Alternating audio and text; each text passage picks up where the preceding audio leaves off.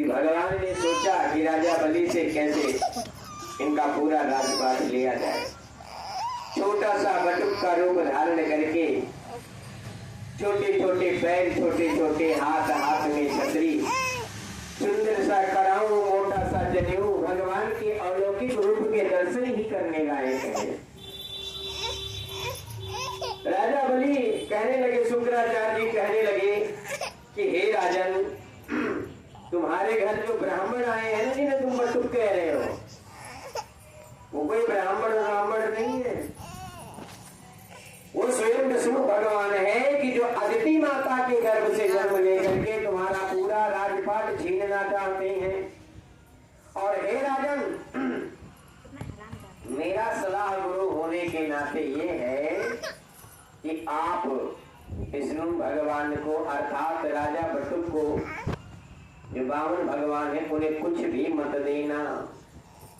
शिक्षा कौन दे रहा है? गुरु जी।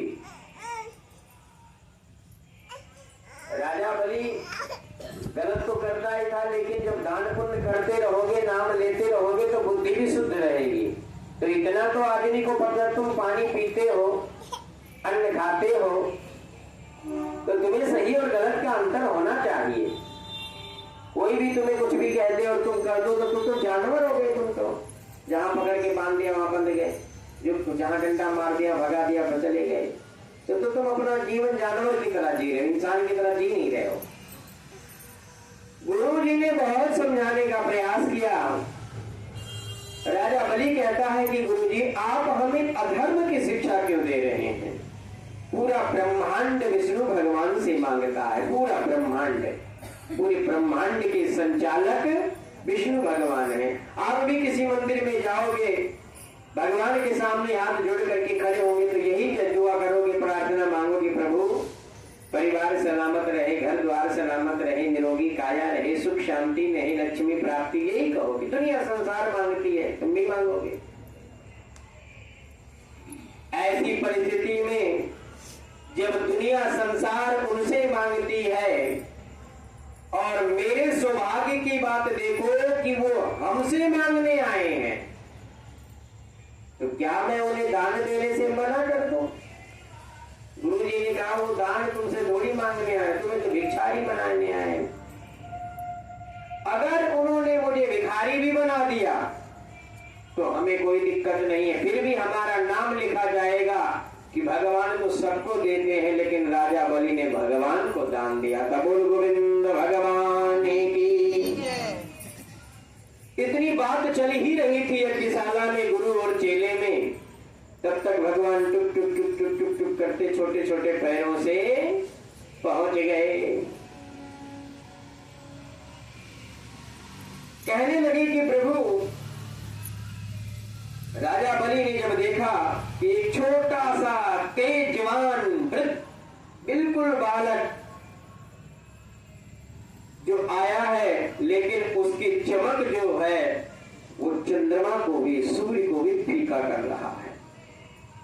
आदमी की तेज यहीं से देखा जाता है। राजा बलि अपने दरबार, अपने सिंहासन से खड़े होकर के और बामन भगवान के पास पहुंच गए।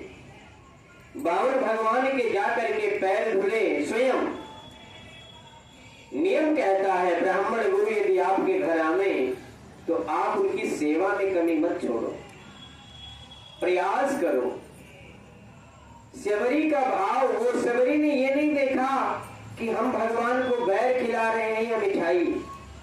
शबरी ये नहीं देखा कि ये कौन से फल है।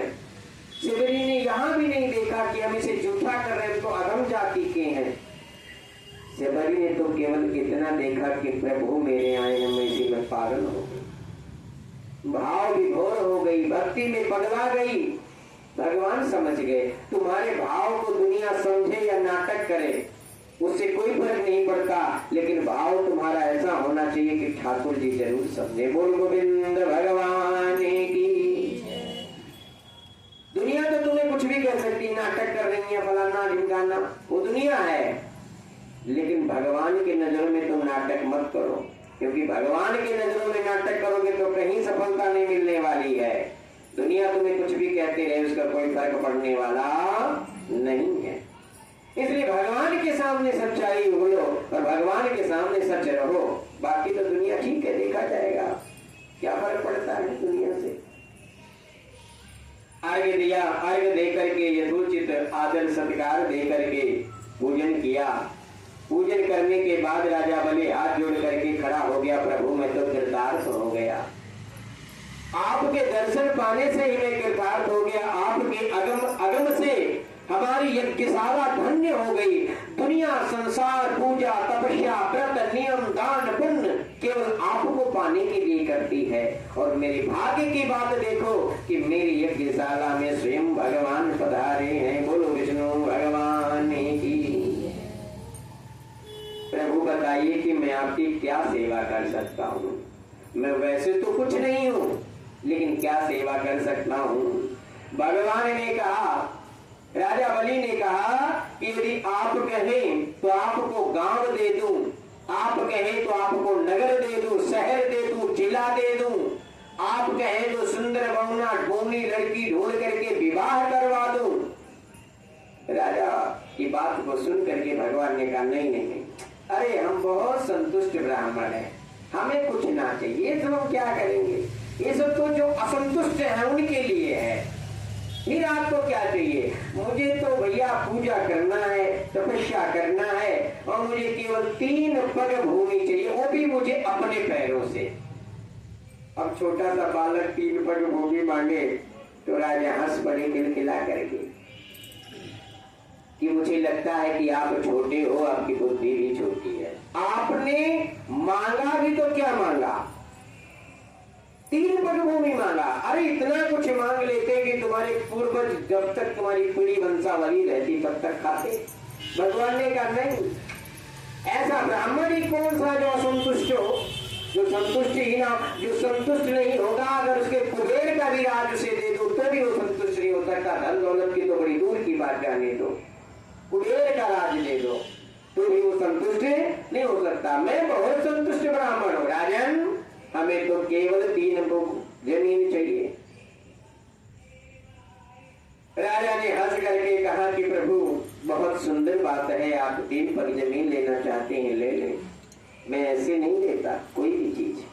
फिर मुझे संकल्प कर दो, क्योंकि बिना संकल्प के बात बनेगी नहीं। संकल्प का मतलब ये होता है प्रतिज्ञा करना, प्रण करना, प्रॉमिस करना। आप हाथ में जल लेकर के कुशा रख करके संकल्प कर दो, फिर मैं नाप लूंगा मैं अपने पैर से। कभी तुम 3 पग नाप करके ले लो कि चलो रहो, नहीं लूंगा, मैं अपने पैर से नापूंगा। राजा ने कहा ठीक है, लेकिन शुक्राचार्य को ये बात नहीं पच रही है, अभी भी अपने चेले के चक्कर में लगे हैं ये। मतलब ये भी बहुत बड़ा अपराध होता है, ध्यान देना, ये कथा क्या कहना चाह रही है।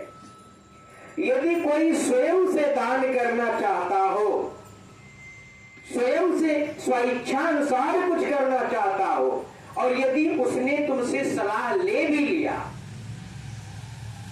तो तुम उसमें उसके हित के बारे में मत सोचो कि वो 100 रुपए दान करना चाहता, तो तुम सोचो, तुमसे बोलो कि 50 दे करके देखो, पता नहीं मान जाए। 50 के कर्जदार आप बन जाओगे, और वास्तविक रूप से आपने उसके साथ अच्छा नहीं किया, शास्त्र में उसके साथ आपने गलत किया। क्यों? क्योंकि वो ज्यादा दान करता तो हो सकता था ज्यादा पुण्य प्राप्त होता, आपने उसकी क्वांटिटी को कम करवा दिया, पैसे कम करवा दिया, यानी आपने उसका आधा पुण्य ही कम करवा दिया।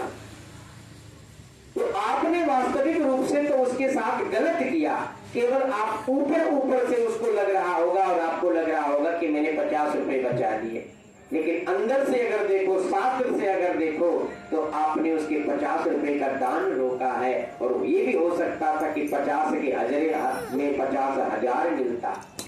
कितना नुकसान करा दिया, प्लस आप उसके कर्जदार बन गए। क्यों? क्योंकि वो तो चाह ही रहा था इतना दान करेंगे, पर वो आपकी बुद्धि के हिसाब से उसने कम कर दिया, तो इसका कर्जदार कौन बनेगा भैया? 3 लोगों को पाप लगता है, बताने वाले को, देने वाले को और वाह वाह करने वाले को, तीनों को बराबर पाप मिलता है। ये बिल्कुल नोट कर लेना। इसीलिए यदि किसी को सलाह भी दो तो अच्छी सलाह दो, मानना न मानना उसके हाथ में है। अब तक शास्त्र चाहते लोग तो बदल करके अपने हिसाब से लिख लेते, लेकिन शास्त्र बदला नहीं जा सकता। शास्त्र जो कुछ भी कहेगा, कड़वा कहेगा, सत्य कहेगा। आपको मानना है तो मानो, नहीं मानना है तो मत मानो। उसी प्रकार से शास्त्र बनने का प्रयास करो, शस्त्र बनने का प्रयास मत करो। आप अपने तरफ से अच्छा बताने की कोशिश करो। वो मान रहा है तो बढ़िया, और नहीं मान रहा है तो बढ़िया, वो उसकी मर्जी है। लेकिन अगर तुम उसके हमदर्द बन जाओगे तो उसके कर्जदार तुम भी बनोगे। वो कर्ज कहाँ किस रूप में चुकाना पड़ेगी किसी को नहीं पता होता है। बोल गोविंद भगवान की। शुक्राचार्य जी ने मना किया तो शुक्रा जी को जीवन भर के लिए अपनी एक आंखें गंवानी पड़ी। ये उदाहरण है, ये सबसे बड़ा उदाहरण है। शुक्राचार्य जी ने सोचा जब जल ही नहीं होगा तो संकल्प नहीं होगा, और जब संकल्प नहीं होगा तो दान पूरा नहीं होगा। छोटा सा माया का रूप बना करके जा करके टोटी वाले लोटे में बैठ गए। पहले होता था ना टोटी वाला लोटा, टोटी वाले लोटे में बैठ गए। भगवान समझ गए सारी शुक्र कनेक्ट, बिल्कुल कनेक्ट है एक दूसरे से, समझ गए बात। ये सारा राजा बलि ऐसे ऐसे कर, पानी तो भरा है, गिर क्यों नहीं रहा है, क्या कारण है। अब राजा बलि तो समझ नहीं सकते कि गुरु जी बचाना चाहते हैं। वास्तविक रूप से ध्यान देना, दूसरा कोई होता तो मुकर भी जाता, लेकिन राजा बलि नहीं मुकर रहा है। क्यों नहीं मुकर रहा है? क्योंकि कहीं न कहीं प्रहलाद जी का पर होता है। तो कहीं न कहीं तुम्हारे पूर्वजों के अच्छे कर्म तुम्हारे बच्चों में, पोते में जरूर आते हैं। ये तुम लिख करके ले लो, और तुम्हारे ही बुरे कर्म तुम्हारे बच्चों और तुम्हारे पोते में जरूर लगते हैं। प्रहलाद जी के वंशावली का राजा बलि है, इसलिए इतना दान पुण्य करने में है। लेकिन जो अन्न दूषित खा रहा है, संगति दूषित है, बलवान है, इसलिए जाकर के अत्याचार भी कर रहा। दोनों प्रकार के लोग होते हैं। भगवान ने कहा भैया लग रहा है कि आपने बहुत समय व्यतीत हो गया, लोटा साफ नहीं किया, हमें जरा दे दो, हम जरा काम। भगवान को जानते हैं कि क्या है अंदर। भगवान ने पहना बहुत नुकीला कुसा निकाला। क्या निकाला? कुसा। कुसा हमारे यहाँ कहा जाता है, यहाँ डाब कहा जाता है उसे। अगर ओरिजिनल बिल्कुल पक्का वाला डाब है ना, तो वो सुई से भी ज्यादा पहना होता है, सुई से भी ज्यादा पहना होता है। वो तुम एक बात को ध्यान रखना। भगवान ने कुसा निकाला और कहा राजा जना हमें दो राजन। और भगवान ने लोटा हाथ में लेकर के और दूसरा कुसा पहना लेकर के और टोटी के लोटे में डाल दिया। बोल गोविंद भगवान की। शुक्राचार्य जी की एक आंखें गोविंदाय नमो नमः हो गई। एक आंख शुक्राचार्य जी की। आज भी तुम तस्वीर देखोगे तो ऐसे रहेंगे शुक्राचार्य, बिल्कुल ऐसे देखेंगे। भगवान कहना चाह रहे हैं कि बेटा किसी के अच्छे कर्म में अर्जन मत डालो, पहला उदाहरण। दूसरा कि गुरु को और माता पिता को, राजा को, इनको सबको, सभी लोगों को सम समान देखना चाहिए, विषम समान नहीं देखना चाहिए। अर्थात राजा तुम्हारी दो आंखें हैं तो तुम दो तरह के देख रहे हो, इसलिए एक आंख मुझे दे दो, यानी तुम एक ही आंख से देखो, सबको बराबर देखो। भगवान ये भी बताना चाहते, इसीलिए भगवान कहते हैं। अब भगवान ने जैसे राजा बलि ने संकल्प कर दिया, संकल्प करने के बाद भगवान ने कहा भैया बताओ नापू कहां से। राजा बलि उस समय पूरे ब्रह्मांड का मालिक था, क्योंकि इंद्रलोक तक ऊपर जीत लिया था, नीचे पाताल उसकी वंशावली रहती ही थी। राजा ने कहा प्रभु जहां भी आपकी मर्जी हो, जो भी इच्छा हो, बंधा है। भगवान ने पक्का पक्का। और भगवान ने जैसे एक कदम उठाया और कदम उठा करके सीधा पृथ्वी में भेज दिया। पृथ्वी में जा करके अतल वितल सुतल रसातल महातल तथा पाताल, पूरे पाताल लोक रसातल तक भगवान ने एक ही पैर कर दिया। अब दूसरा पैर भगवान ने उठाया तो भू भूरा अंबर आकाश इंद्रलोक ब्रह्मलोक विष्णुलोक जितने भी ऊपर 7 लोक हैं सबको नाप लिया। और जब भगवान का पैर ऊपर ब्रह्मलोक में पहुंचा तो ब्रह्मलोक में जाकर के ब्रह्मलोक को फाड़ करता जैसे फाड़ता है, वहीं से ब्रह्मा जी ने अपनी कमंडलों से जल निकाल करके और इनके अंगूठे को धुल लिया। और उसी अंगूठे के जैसे धुला वहीं से एक स्रोत पाताल आकाश गंगा निकल करके पृथ्वी पर ब्रह्मलोक गौलोक ऋषि लोक होते हुए पृथ्वी पर आती है। बोल गंगा मैया की। भगवान कल प्रश्न पूछा गया था ना कि गंगा जी भगवान के चरणों से कैसे निकली, तो वहां से भगवान के चरणों से निकली है। इसलिए गंगा जी का महत्व इतना माना जाता है। इसीलिए वास्तविक रूप ये होता है कि जब विष्णु भगवान की जब आप लड़के का विवाह करते हो, नोट करना, जब आप लड़के और लड़की का विवाह करते हो तो वहां पे एक विधान आता है कन्यादान का। तब कन्यादान करने के पहले लड़के का पैर धुला जाता है। यदि आप लोगों को थोड़ा सा याद हो तो पैर पे ऐसे छींटा लगवा देते, कुछ लोग धुलते हैं। पैर का विधान, फिर हल्दी लगाया जाता है, फिर उसके बाद में कन्यादान किया जाता है। समझ गए? अब जब ब्रह्मा जी ने पैर धुल लिया तो गंगा जी का प्रादुर्भाव हो गया। उसी प्रकार से आज भी जब हम तुलसा विवाह करते हैं, कन्यादान करते हैं, तो गंगा नहाने का नियम बताया जाता है। अब कन्यादान किए वैसे दौड़े, क्या करें? इस प्रकार की कथा को सुन करके श्री सुखदेव भगवान कहते हैं, राजन तीसरा पैर कहाँ रखूं? राजा ने कहा कि प्रभु अभी तो आपने केवल मेरा धन लिया है, अब मुझे बताएं कि धन श्रेष्ठ होता है, दान श्रेष्ठ होता है या दानी श्रेष्ठ होता है? राजा ने कहा दान का कोई महत्व नहीं है, दानी का दिल देखना चाहिए, इसलिए मेरी नजर में तो दानी श्रेष्ठ है। राजा बलि ने कहा प्रभु जब दानी श्रेष्ठ है तो अभी तो आपने मेरा केवल दान लिया है, दानी आपके सामने खड़ा है, प्रभु आप अपना तीसरा पैर हमारे सर पे रख दो। बोल गोविंद भगवान की, बोल बामन भगवान की। और जैसे ही तीसरा कदम उठा करके और बामन भगवान ने राजा बलि के सिर पे रखा, भगवान चतुर्भुज रूप में प्रकट हो गए। बोल चतुर्भुज भगवान की। राजन यही बात तो हम चाहते थे, आपका समर्पण क्या है? प्रसन्न हो गए, क्या मांगना चाहते हो? राजा बलि चाहता तो जो धन लिए थे उसको क्षण भर में मांग लेता, ये जो कुछ भी आप लिए हो सब मुझे दे दो, और दे देते, उन्हें क्या जरूरत है इन चीजों की। लेकिन राजा बलि ने अगर धन मांग लेता तो शायद आज राजा बलि का नाम नहीं होता। क्या मांगा?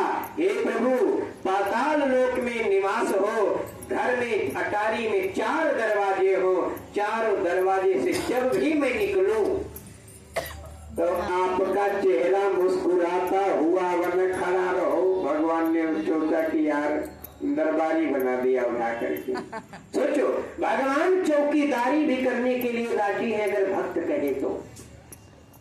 और 6 महीना तक शास्त्रों के अनुसार राजा के यहाँ, राजा बलि के यहाँ भगवान चौकीदार, और एक रूपों में नहीं, शास्त्रों में तो 12 गेट आया है, भगवान ने 12 रूप धारण किया है, लेकिन फिर भी 4 हम मान करके चलते हैं कि 4 रूपों में भगवान वहां पे अलग, कौन से गेट से निकल जाए क्या पता। इसलिए भगवान ने वहां पे 4 रूप धारण करके 6 महीने तक का चौकीदारी किया है।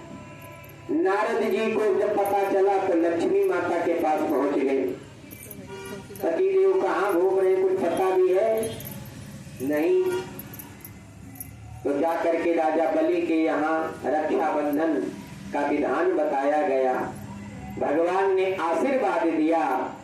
कि अग्नि में स्वाहा मंत्र बोल करके जरूर आहुति डालो, नहीं डालोगे तो वो राजा बलि को मिल जाएगा, पूरी तरीके से राजा बलि को मिल जाएगा। और खाली हाथ बंधवाने का पुण्य भी राजा बलि को मिल जाएगा। इसीलिए लोग कहते हैं कि खाली हाथ कलावा नहीं बंधवाना चाहिए। इधर लक्ष्मी जी जाती हैं, रक्षाबंधन का पर्व आता है, क्योंकि राजा बलि वहां पे सभी लोगों से राखी बंधवा करके अपने बहनों की हर इच्छा पूरी करने की कोशिश करता है। लक्ष्मी जी बहन बन करके जाती हैं, कलावा बांधती हैं, और जब वो मांग कहते हैं कि क्या चाहिए, तो उन्हें हमें और कुछ नहीं चाहिए, आपका दरबारी चाहिए।